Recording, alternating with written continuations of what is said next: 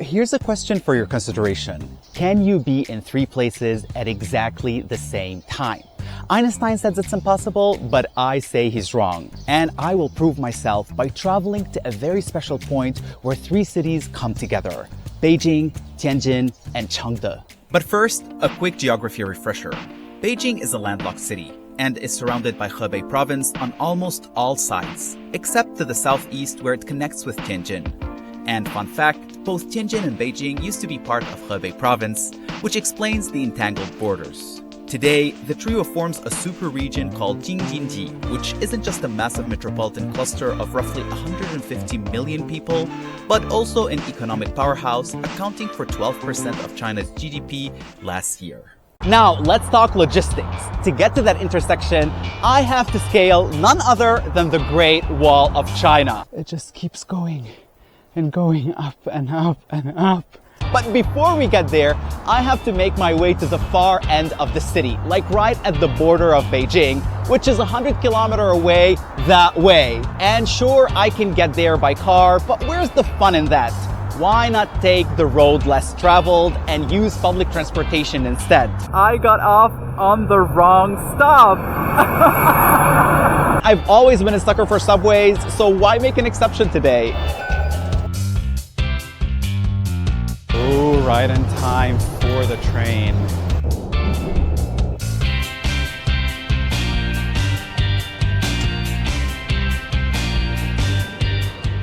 We've just arrived to Sanyuanqiao, which is on the northeastern side of the 3rd ring road in Beijing. And this is as far as we're gonna go by subway. Obviously, the network still extends further to the northeast with line 15, or even to the east with line 6 and line 1, but none of these are going to be of use for us today. There is a line that could take us to Pinggu district where we're going today, line 22, but it's under construction still and will not open until 2025, and we don't have this much time to wait, and so bus it is. Now, between us, I am not a big fan of public buses, not because they're inconvenient. I mean, the network of public buses in Beijing covers a really great area, urban, suburban, and rural. There is a fleet of 33,000 buses on the streets covering over 1,700 routes. Some of them operate overnight, so it's pretty convenient. The only snag to all of this is traffic jam. I do not like to wait in traffic, but today we've been lucky so far, and hopefully I'm not running out on luck. Okay, so potentially we can take 852 to our destination. Is it this one? Is it this one? Where is the number on this bus? What is this? 852. Well, it doesn't say. Oh, and what do you know? That's the bus that we're taking, 852, right there. I'm telling you, luck is on our side today, so... And so began the longest bus ride of my life in Beijing, crossing beyond the 4th ring road, the 5th ring road, and the 6th ring road. And just when I thought we've escaped the urban jungle, I saw rows of gigantic buildings that looked like a hybrid between a castle spire and Big Ben. Not sure what's going on there, but it definitely caught me by surprise. After 1 hour and 40 minutes on the road, the bus reached its last stop. And now I am officially in Pinggu district, the back garden of Beijing. Oh, and here is our next bus, number 29.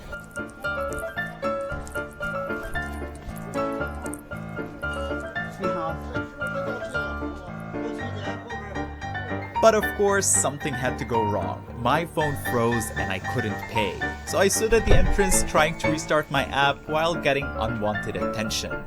And just when I thought I was in the clear, my mic cord got caught up in the seat, not once, but twice. That was not smooth at all. That was the total opposite of smooth. I did have a lot of doubt coming here because it's places that I've never been to, honestly, that I don't even know where they are on the map, and it's these bus lines that are going further away from the city center, and so I didn't know what to expect, but you know what? Luck is on our side today, and check out these views. It's 180 from where we left in Sanyuanqiao. Now, fewer tall buildings, more mountainous views, and a whole lot of greenery. 你可以看自己的这边。你说说下雨，哎，看得到吗？你说说下雨了，怎么下啊？他几岁了？2周。啊。谢谢叔叔。怎么谢呀？不谢谢，没事。谢谢。不好意思了。没事没事。太可爱。Another hour or so on the road, it was time to get off. Luckily, no phone malfunction this time. 谢谢你，师傅。 But watch me as I realized that my map had betrayed me.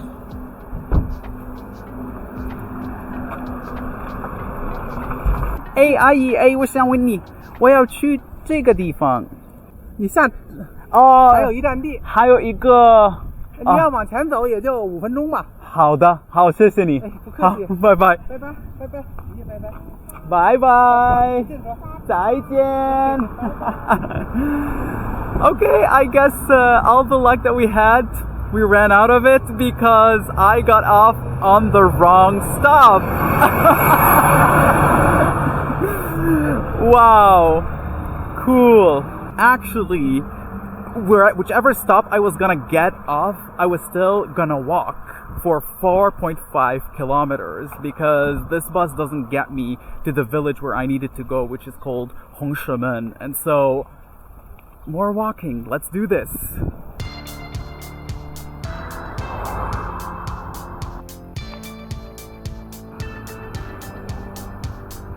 Look all the way in the far back. You will see this white structure that is outlining the ridges of the mountains.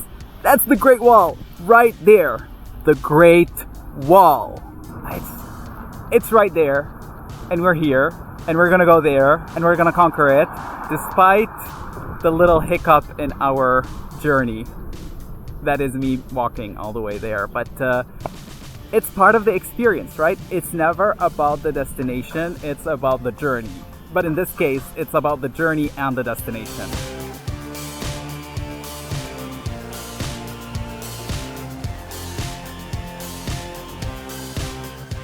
They're drying the corn husks right here.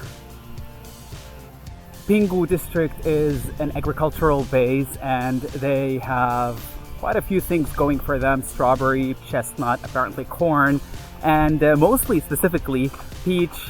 Pinggu is known as China's hometown of peach. They have over 40 types of peach growing here. I haven't seen a single peach tree, but a lot of just regular trees. Nondescript trees.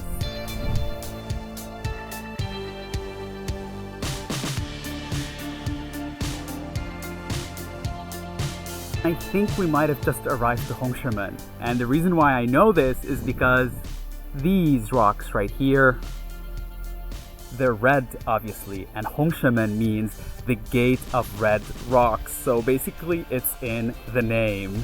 We're ever so close to our destination. Hongshemen is a tiny village at the foot of the Great Wall with a population of less than 300 people. One thing I noticed was the many signs for homestays, probably because rural tourism is catching up in China right now. So I'm assuming there is traffic here, but then again, I did visit just after a week-long public holiday in early October, so that could explain the empty streets. Finally, a glimmer of hope. In very faded colors, 一脚踏, Sansheng, and then the arrow points that way. We're almost there. So close, yet so far away still. So what are we doing? We need to go all the way there to that corner. But, Shangshanlu. So we still need to go up a mountain for 2.4 kilometers to get to the Great Wall right there. This is not your typical regular touristy section of the Great Wall. This is the Hongshemen Duan of the Changcheng. This is not your Mutianyu or your Badaling. This is off the beaten track. And the road less traveled seems to be not paved. A small step for man, a giant leap for mankind.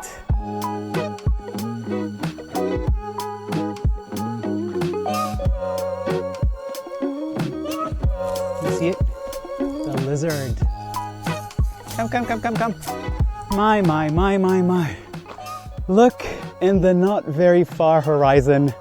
You can see the Great Wall right there. We're coming. You know, once I survive this intense cardio, my heartbeat is at 128 beats per minute.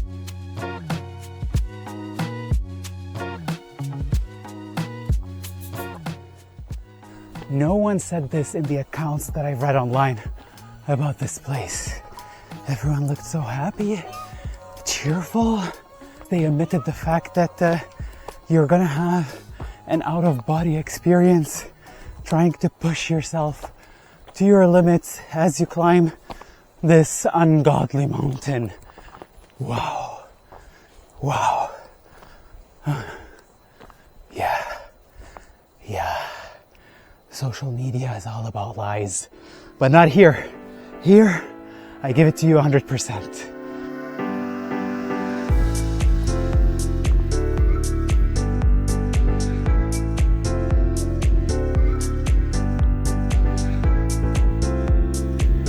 Trying to find the easiest way to get to it because I don't think that I can jump this high.